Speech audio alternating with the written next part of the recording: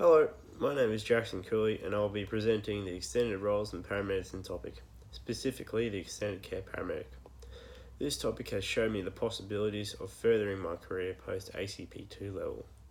One particular role or pathway which has excited me is the extended care paramedic, which does not currently exist technically in the QAS, but is similar to the low acuity response unit, or LaRue.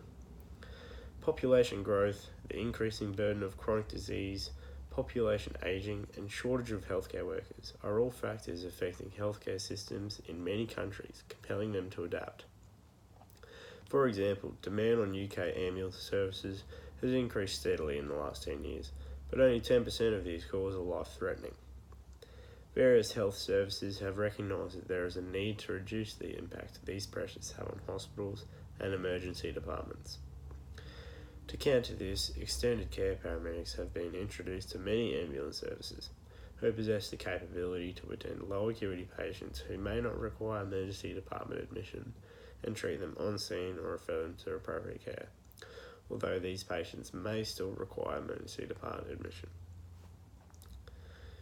These paramedics are also referred to general care paramedics and community paramedics. For this role, the paramedic must also undertake a very thorough clinical assessment in order to pick up red flags that then indicate a high level of care is required.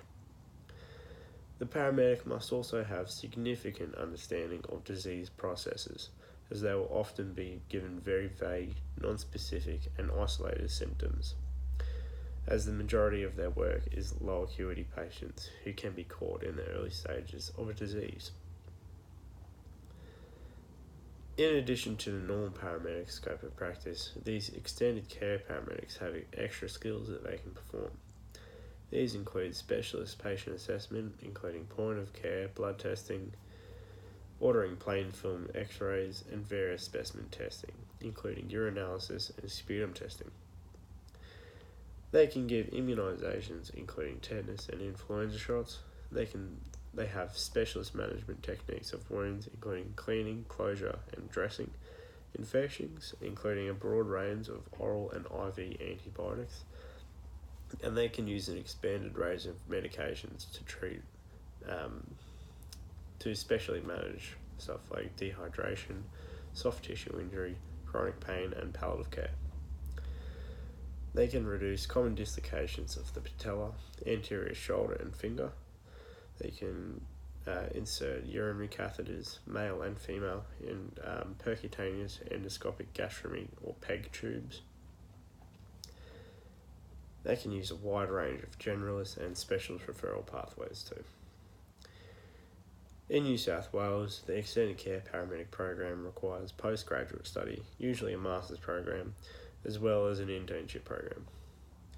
This program includes 10 weeks of training, placements at hospitals and community health providers, GP clinics.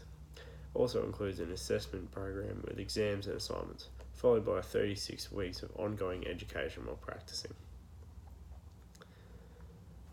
There are priority areas that extended care paramedics will be called to in New South Wales, with specific descriptions including allergies or reactions, animal bites and attacks, back pains, chronic pains, burns, diabetic problems or complications, eye problems or injuries, and other non-specific descriptions. In New South Wales, the extended care paramedic can give emmethacaine for eye pain relief, tetanus vaccine for tetanus-prone wounds, antibiotics for UTIs and mammal bites, oral pain relief including Panadine and oxycodone.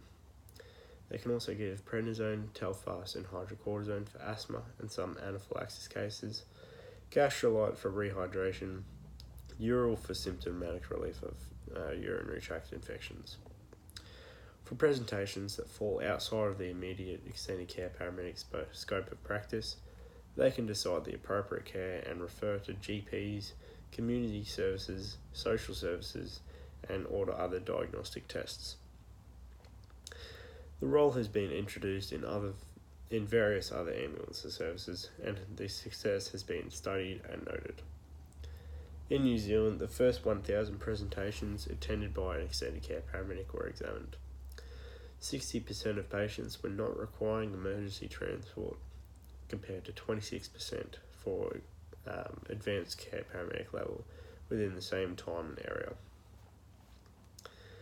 5% of the patients not transported to the emergency department required an acute emergency department admission within 7 days.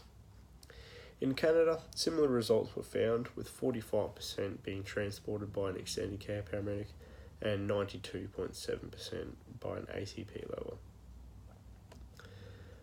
There was a mean reduction in emergency department length of stay in patients treated and transported by extended care paramedics, with a significant increase in mean time spent on scene.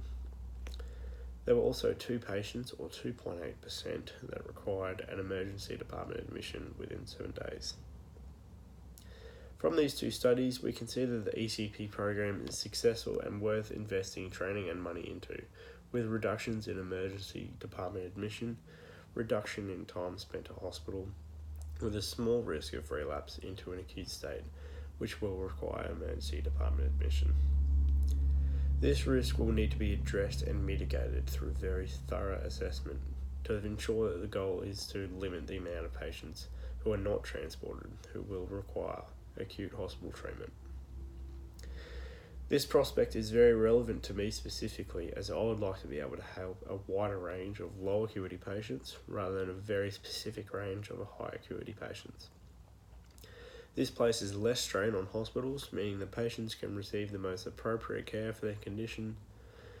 And in my final clinical placement, I have been given the opportunity to work with the QAS Low Acuity Response Unit, or LARU, and I have really enjoyed it. It gave me an opportunity to be extremely thorough and responsible for my patients' care, and not simply transporting to the emergency department. It has also given me the opportunity to decipher some subtle, vague signs and symptoms and utilise my knowledge of pathophysiology and disease processes. I would recommend that all students, if given the opportunity, try to work with the LARU unit, as it gives you the chance to practice very thorough assessments and use your clinical knowledge and disease process knowledge to understand the patient's primary complaint and try to formulate a patient care plan. Another program that I found in the study was the Expanding Paramedicine in the Community, or EPIC program. This looks at the in-home management of chronic diseases in Ottawa, Canada. Specifically, the management of the 3 most prevalent chronic health conditions in Canada: diabetes mellitus, chronic obstructive pulmonary disease, or COPD, and congestive heart failure. Multiple quantitative impacts of community-based paramedicine have already been performed, with good and promising results.